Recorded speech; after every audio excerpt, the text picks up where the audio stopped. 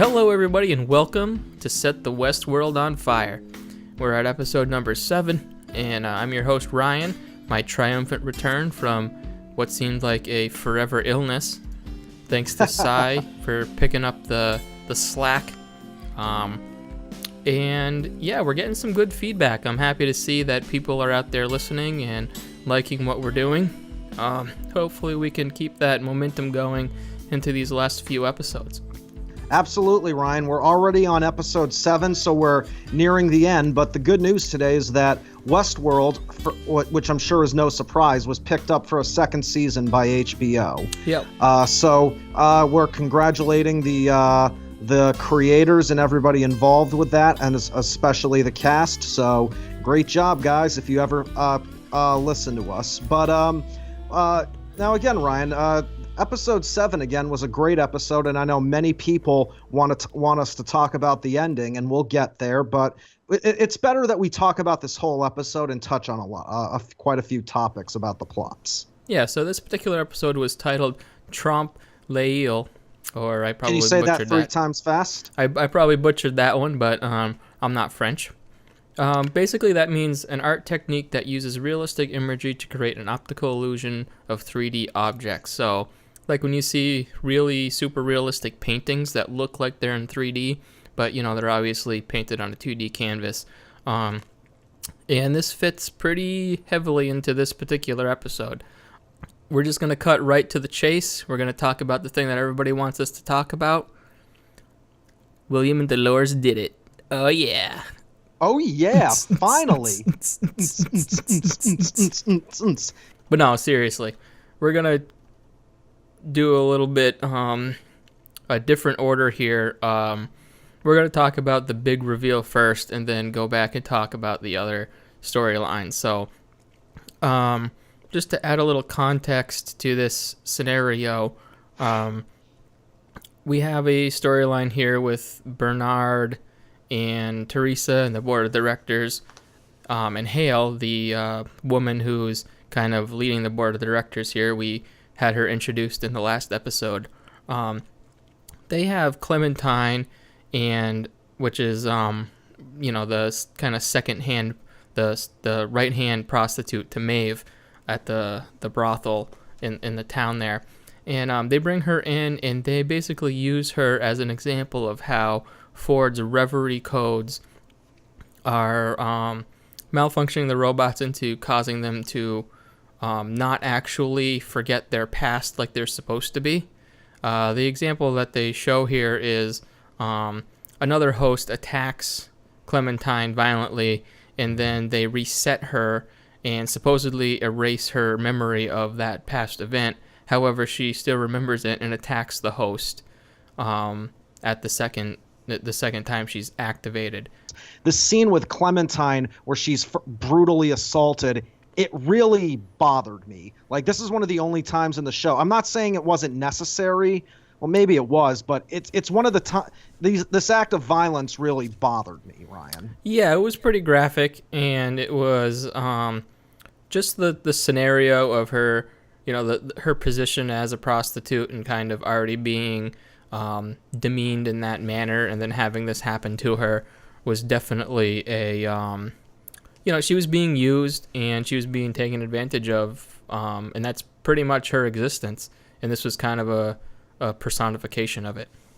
Right, because Hale made it very clear to Teresa, for all those who watch the show, that she doesn't give a shit about the workers or anybody. She just cares about the creative factor behind the hosts. And of course, they want to remove Robert Ford from Westworld. She says that she wants them to ask him to retire nicely, although I don't believe that, and for him to ride off into the sunset. They don't want to fire him because then he'll take his creation and destroy the code, meaning that their company would be fucked, if I may put it candidly. So basically the result of this situation is that the board of directors, as Sai said, they're trying to force Ford out and prove that he's kind of lost his way. And at the same time, they're kind of pin this on Bernard because he's ultimately responsible for making sure the hosts are operating correctly. And this is obviously a huge oversight. He should have taken, and we've been saying this over and over throughout this series, that it's kind of strange that they're allowing these clearly,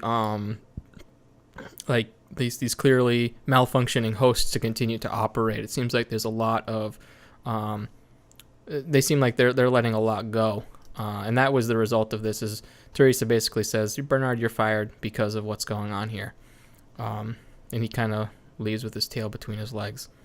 Yeah, well, he did it in a very professional manner, though, Ryan. And what I'm surprised about is he didn't put up more of a fight, but we'll get to that later for obvious reasons.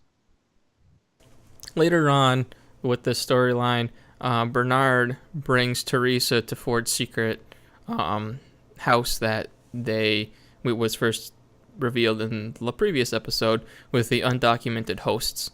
And the first interesting thing here is that Teresa finds a doorway that Bernard acts like he couldn't see. And as soon as that happened, I knew what was going on. I conclude the same thing, Ryan, and let's talk about what did happen.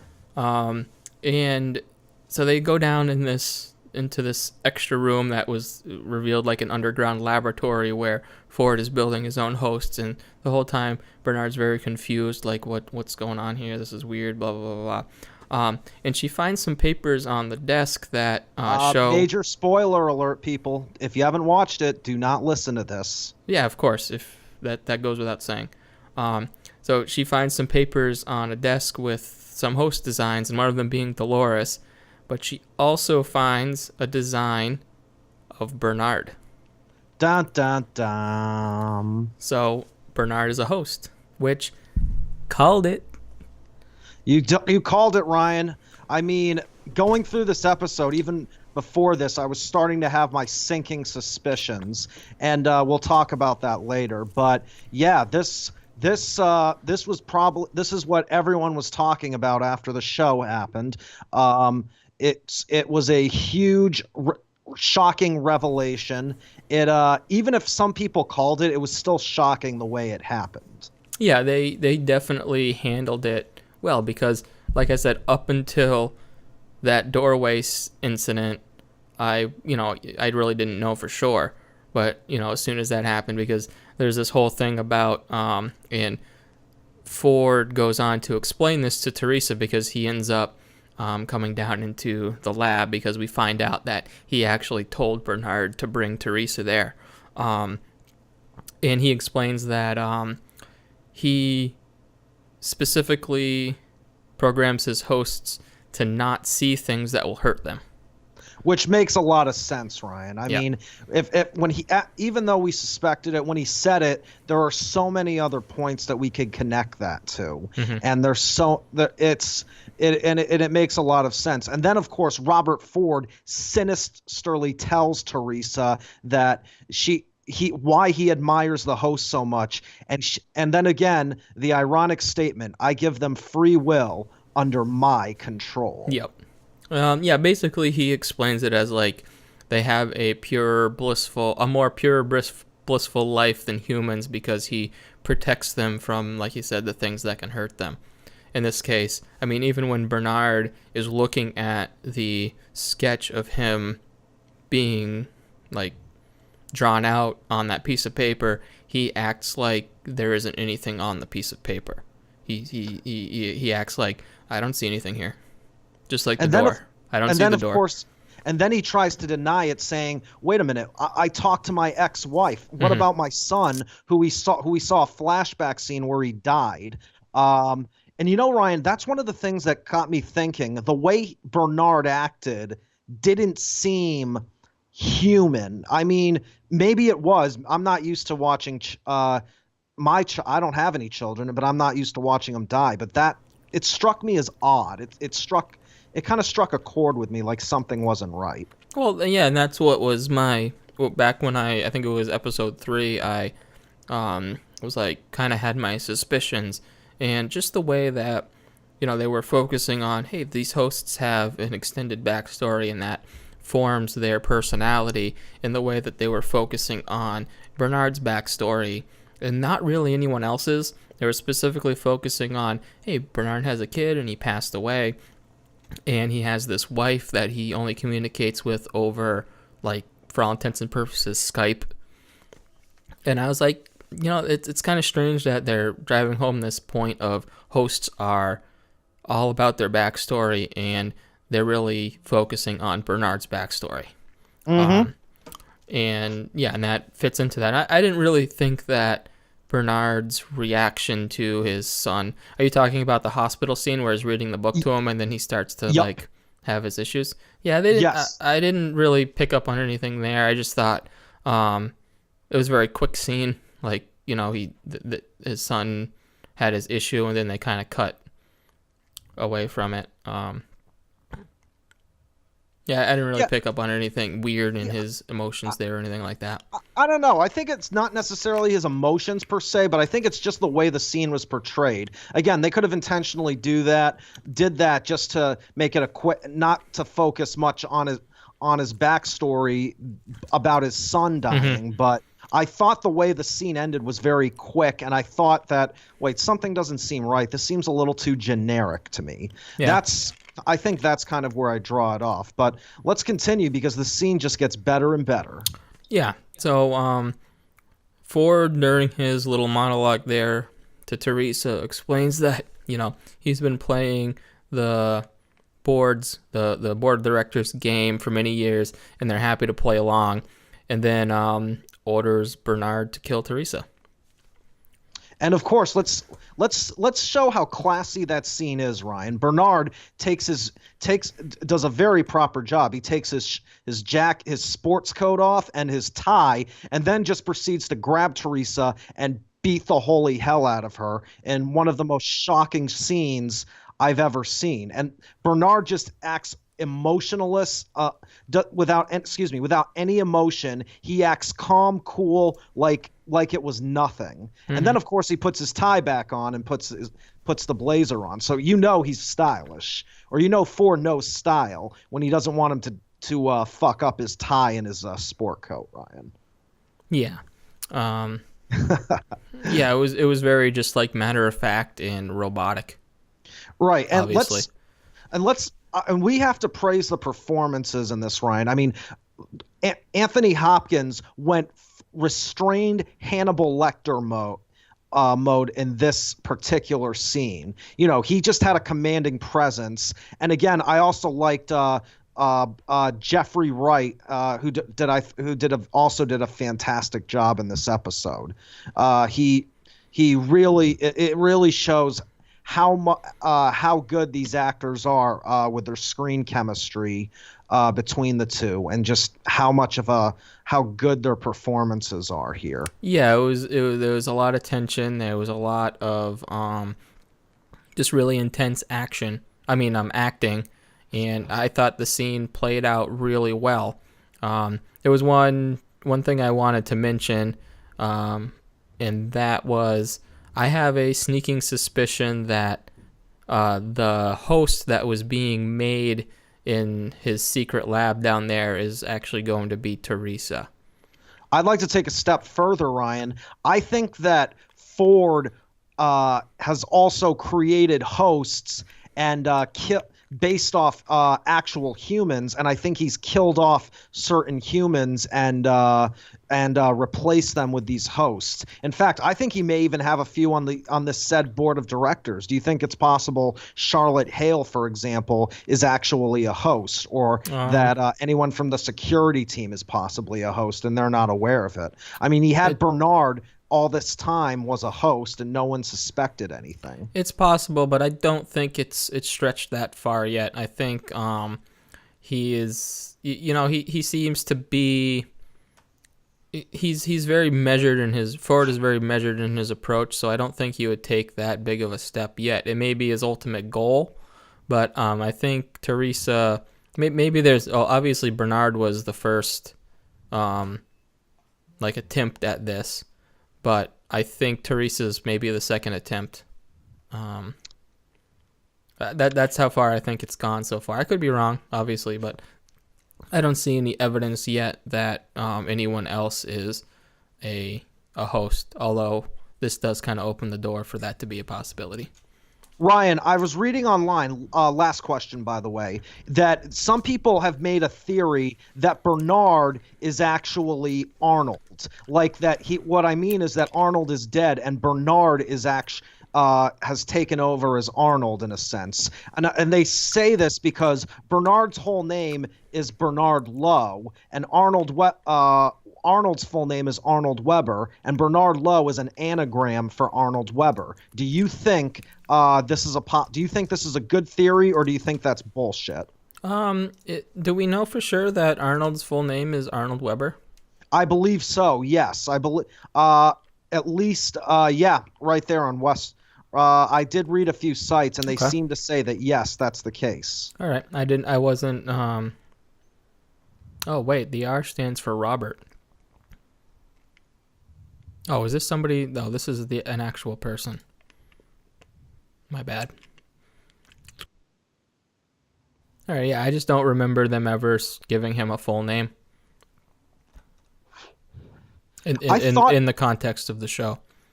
I don't know. I thought somewhere along the lines they mentioned I thought they mentioned Arnold's whole name. Yeah, okay. So I'm reading this Reddit thread, which obviously isn't necessarily official, but it is on the Westworld Reddit thread, and the summary of it is Bernard Lowe is an anagram for Arnold Weber.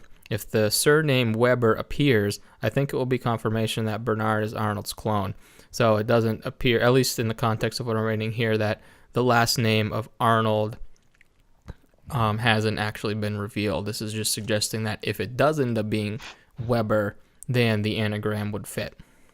And again, I mean, it's just a theory, but I found it very interesting. It could be. I'm still holding out that Arnold and Robert are the same person. Or that Robert Ford could really be Arnold. That's what I just said. Okay.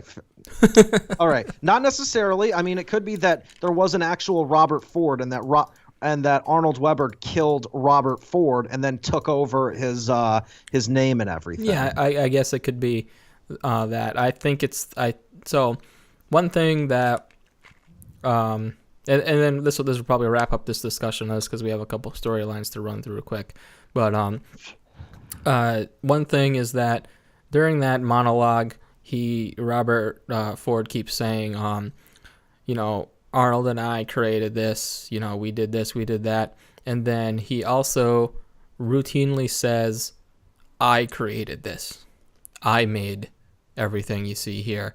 And it just seems like it's contradictory, right? In one breath to say, we made this, and then in the other breath to say, I made it. So I think that may be some context clues that they're leaving that could lead us down the road of a possible Robert Arnold, same person, kind of split personality thing. That's just, I'm still holding on to that as a possibility. And another thing, Ryan, Robert did warn Teresa not to get in his way. Teresa did not listen, and Teresa paid the price. Yep. So that was definitely, hands down, the biggest reveal of this show yet.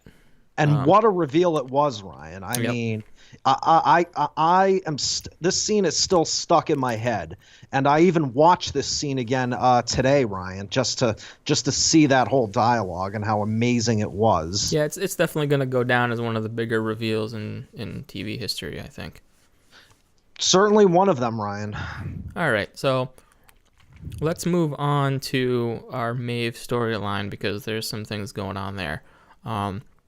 So Maeve makes Felix take her to see Clementine, who's being operated on after being used as the pawn to show the ill effects of Ford's reverie, like we talked about in the previous right. And it's one of the most heartbreaking scenes, Ryan, because I also got that she was being decommissioned, and yeah, it was kind of like a lobotomy kind of situation where they were drilling up into her nose to presumably decommission her, although that isn't confirmed. I don't think we've ever seen that type of decommission. Have we seen that before? I know we've seen some of the hosts being decommissioned, but I don't remember seeing a process like that. Maybe I'm wrong. We saw them go through storage, but that doesn't mean that they didn't lobotomize them first, or and we say lobotomize in the way that they do to the hosts here. Yeah. But it's possible that's just one part of it, and they're showing us the second or the completed version of it of what they do first. Mm-hmm. But So I will say it was a heartbreaking scene, and Thandie Newton did a wonderful job portraying this. Mm-hmm. This causes Maeve to, fear for her own well-being and the possibility of herself being decommissioned and lobotomized. And she forces Felix and Sylvester to help her escape Westworld. Sylvester calls it a suicide mission, and Maeve simply says that doesn't bother her because she dies almost every day. Mm-hmm. So that's a interesting point of view from host versus human, in that they don't really have anything to lose in order to try to escape, whereas the humans do. Yeah, but then again, death to hosts is different than death to humans, so maybe she doesn't understand the full concept of death, despite the fact she now has increased in intelligence. But again, we'll just have to see what happens. We may have our first replicant of a sorts, or at least a host out in the open world, escaped and freed. Yeah, we'll see where that storyline goes. That could be exciting, seeing her experience the outside world. So now we're moving on to William and Dolores, which I mentioned earlier. Got it on. Let's get it on. So William and Dolores, they're still riding the train from... Was it last episode or the episode before? I'm not sure, but they're driving through ghost territory, which is a savage Native American tribe that Lawrence says, kills anybody that enters their territory. There's a scene where William and Dolores are talking, and William talks about his fiancée back home, and how he's like, I have to, stay true to her, blah, blah, blah, and that kind of upsets Dolores. But he ends up shagging her anyway, and goes through this whole thing about, like, being in Westworld, outside of Westworld, he's pretending to be someone who he isn't, and Westworld showed him who he really is, so he's just going to go all the way with it. Something that Robert Ford stated quite a while ago in the early episodes, Ryan. So William really sees the point of what Robert Ford stated. So yeah, it was interesting, almost ironic, especially considering he wanted to stay true to his fiancée, but then had sex with Dolores 5 minutes later. Right. Really.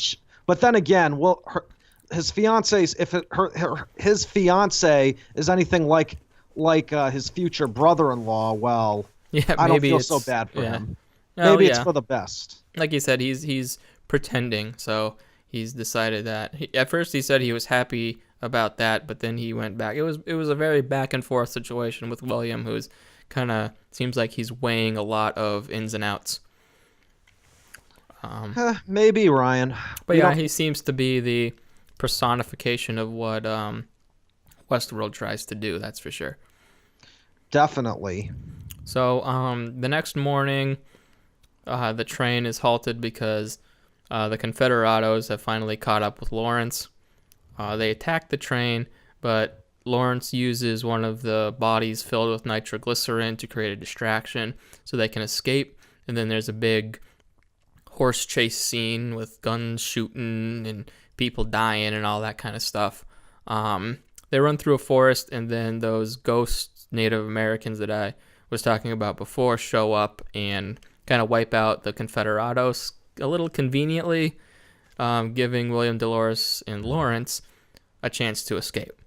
Right, but I don't think they're friends by any means. I think they and I'm actually surprised the Native Americans didn't come and chase after them. They seem to have pretty damn good numbers. So yeah, it was like I said, seemed like it was a little bit of a convenience thing to get them out of that bind, or maybe somebody like Ford's back there pulling the strings. Who knows? Well, Ford is somebody who's 2 steps ahead of everyone, Ryan. Yeah. So it wouldn't surprise me if that was the case. So, they escape and they actually make it to this place that earlier Dolores had painted in the train. It was kind of like, presented as kind of like a prophecy kind of thing. Like, she foresaw this landscape and then they arrived at it. And William and Dolores, they're going to continue on to find the maze while Lawrence is going to go a separate way. So that was kind of the end of that storyline there. We didn't see the next step. Well, Ryan, I kind of fear for what the future holds for William and Dolores, because just based on the whole concept of what Westworld is, that this is not going to have a happy ending. William and Dolores are not going to live happily ever after. Yeah. So, I mean, and I mean, William is really one of the only good human people who are human, or at least noble humans in this whole show. I mean, everyone else is trying to screw each other, kill each other. And now that we know Bernard is not a human, well, I mean, William seems to be the essence of what a white hat is. Mm-hmm. What Westworld tries to be. That's what it seems to me. That was kind of what I was getting at. It's like, well, there was until Bernard smashed Teresa's head into the wall. Right, but he didn't have but now we know that but if he was human, that would be different. But now we know he's actually a host, and he has no free will. He is controlled by Ford and Bernard very well, Ryan. I know we're going back to an earlier subject. Bernard might be. Do you think Bernard is the most artificially advanced host that the show has, or do you get that impression that he is? I think. Well, based on what we've seen, Dolores and Bernard seem to be cut from the same cloth, so to speak. So I feel like maybe they're on the same level in terms of advancedness, for a terrible word that doesn't actually exist, to use that. Remember, Ryan, Dolores is the oldest model, and Robert Ford alluded that Bernard came after Arnold died. That's true. Well, yeah, but I don't think, from what I've seen so far, it doesn't really matter how old the model is. Ford seems to be able to update them pretty consistently to make them at least appear new, like as new models. So I almost feel like the more history the host has, the more it's capable of creating some sort of consciousness. I agree. No, I can concur with that, Ryan. I mean, we've seen this with certain hosts, Dolores, Maeve. We may eventually see this with Teddy. We saw Lawrence obviously has some advanced intelligence as well. So, I mean, again, Ford seems to pick and choose who he wants. And because of this revelation with Bernard, it really shows that Ford, in my opinion, has complete contempt for the human race. He prefers to interact. And again, this was evident throughout previous episodes. He prefers to interact with his creations. He obviously has this Messiah complex. He's the now we know pure evil version of who John Hammond is. Another Michael Crichton creation, by the way, people. So it's just really evident of who it's now showing, really who these people are, who they want, or who these characters are, and now and all this fate is tied behind Robert Ford. He's the ultimate puppet master. He's the one who wants pure control. He wants to be this Messiah, and who knows, maybe he just wants to replace the world with human hosts. I think that's that's a little bit of a stretch, but Ford is, like I said, a character 2 steps ahead of his competition and his adversary. So the sky's the limit for what he is. But my personal opinion on him is he just wants to create his own personal little world and live in it without anybody. interfering. Yeah, and anybody interfering. He kind of gets at that when Teresa accuses him of trying to be a god, and then kind of throws it back at her and says, actually, the board is more like trying to be a god. All I want to do is tell my stories. Well, actually, I got the subtle hint that Ford actually believes himself as God because he wants these creatures, or at least a king, because he wants them to bend to his will. But I mean, again, what they really need to do, Ryan, and I hope they do this in one of the future episodes, if not this season, the next, is show Robert Ford's backstory, because my prediction is that he had a really unhappy childhood, and that's why he wants to create this world to tell his stories, because he wants to get his own personal joy. Yeah, I think there's definitely some backstory there that maybe we'll see in future episodes. I just want to quickly give a shout out to Anthony Collins, who commented on our last video with a little bit of a theory here. Okay. He thinks that the man in black is actually Logan. And really? that William will die either in the season finale or sometime in the future. So the running theory is that William will eventually become the man in black, but he thinks it's the opposite, that Logan is the man in black. Interesting. I mean, we did allude to those theories, Ryan, but I think that's a very interesting point. I mean, this would have to go back to our previous theories where there are alternate timelines, where Dolores and William are in one timeline, and Lawrence was in this other one. But again, it's possible that we could debunk these theories because we've seen how fast these hosts are fixed and then put right back on into the multiple story arcs of Westworld. So again, this is one of the things that makes the show fun, Ryan. I mean, we can make up all of these theories. The ones that come true, we rejoice, but the ones that don't come true, we're either left was thinking, well, maybe it'll become true in later episodes, or we're even more fascinated by the revelations of them. Yeah. So this is why Westworld is such a good show. Yeah. And I actually have some thoughts on this theory, but I'm going to save them for another episode because I want to wrap this up. But yeah, thanks, Anthony, for that. And, everybody out there, keep them coming. If you've got an idea, if you've got a theory that you want us to talk about, if you've got comments on how you think we could improve, how you think we're doing, just let us know in the comments.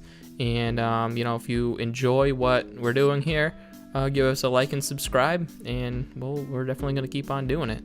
Absolutely. And remember, everybody, there's only 3 episodes left, as sad as that is, but as exciting also, because we're not going to obviously get to all of the revelations, or at least I don't believe that, because I think they're creating a second season unless they plan to do something entirely different. But what do you think, Ryan? Do you think there are going to be more major revelations? Do you think we're in for more surprises? A cliffhanger ending? Absolutely. There's going to have to be something, because this is only episode 7, and if this is the last reveal, then the last 3 episodes are going to be kind of boring.